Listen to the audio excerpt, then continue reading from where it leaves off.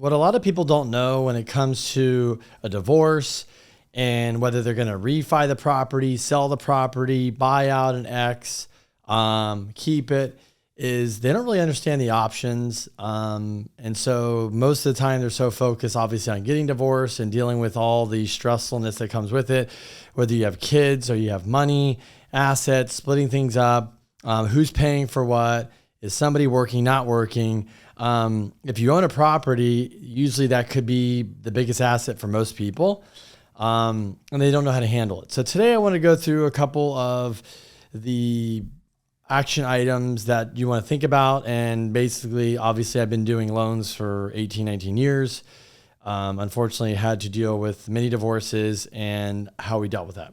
So number one, if you are getting divorced and you need to refinance out because you're going to keep the property and you're going to buy out a partner, spouse, significant other, if you do that, we do not consider it as a cash out. So if you're buying somebody out, it's not cash out. So why does that matter? It matters because depending on how much value is in the property, what kind of loan to value or leverage you need to get to buy somebody out. And also if it's cash out versus rate and term, the guidelines are completely different. Pricing's different. So you're not getting penalized as much because you have to get a divorce and you have to buy somebody else out.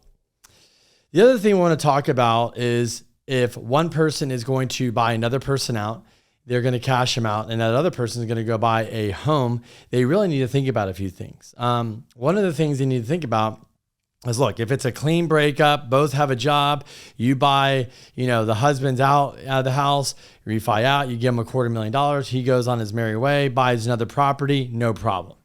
The other thing is what if the husband wants to stay in the house, the wife's not working, and the wife needs to go buy another property. She does not want to rent. They have kids. She wants to buy another house. And that husband has to do a refi cash out.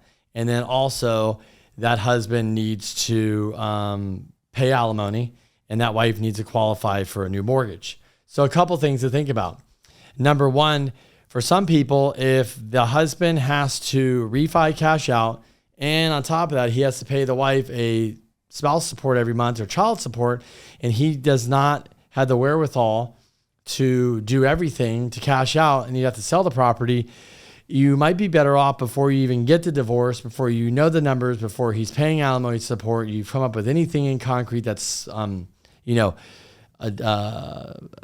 at the courthouse, it's public documentation, is to do the refinance first. So if we're going to go ahead and sell or refi the property and you need to pay somebody off $250,000 before you figure out the spouse support, child support, and have to start pay that and legally have to pay it and have documentation, it might be best to just go, we're going to refi the property. Husband stays on the loan. Yes, the wife could come off. She could sign off and he pays her $250,000 outside of escrow, through escrow, whatever, and call it a day. And so what happened might there is that wife now is going to go get spousal support. So the husband's got a loan, locked in a 30-year fix, paid her off. Now they're going to go to court. They're going to settle, you owe me for child support, you owe me for alimony. It's going to be X amount. That husband then can go take the money and go buy a home with that alimony support and the money down. So that's one way of doing it. Another thing that we've come across is where husband and wife have to remain on both loans. I know this sounds weird. Some amicable situations where the husband needs to help her qualify for the new one, or both of them work and one has to go on this loan and the other loan. And the reason why they're doing this, because they have kids, they both want them to have a house, and they come up with this amicable agreement that will both go on each other's loans. And maybe when the kids grow up, they go to college, we can then talk about selling their houses, refining each other off. But for now, do the 30-year fixed mortgage. If somebody else gets, a bigger raise, more money, and can refi them out, they can do that as well. But so the most important thing about this video is if you're going to get divorced and you're thinking about everything, the best thing to do is, yes, meet with divorce attorneys, figure out what you're thinking about. But also, if you're going to be selling real estate, buying real estate, refinance real estate, You should have a realtor involved. You should have a lender involved to answer all these questions, get everything figured out before you go down the rabbit hole of here's my own money, here's child support, here's how much we're going to pay off and all this stuff. Is really come up with a game plan with your team. It could be your divorce attorney, your lender, maybe a financial advisor if you have one, maybe a CPA, also a realtor, and come up with a game plan that will execute and work for both of you, whether it's refi up front or refi later, or how you guys are going to go away and buy properties and keep properties and all that stuff. Having that game plan up front is going to change the scenario, will lessen the blow. And I can tell you for sure, it will definitely, you're already going through a stressful situation. It will help a lot make the stress a lot less stressful, having a game plan and knowing how to execute.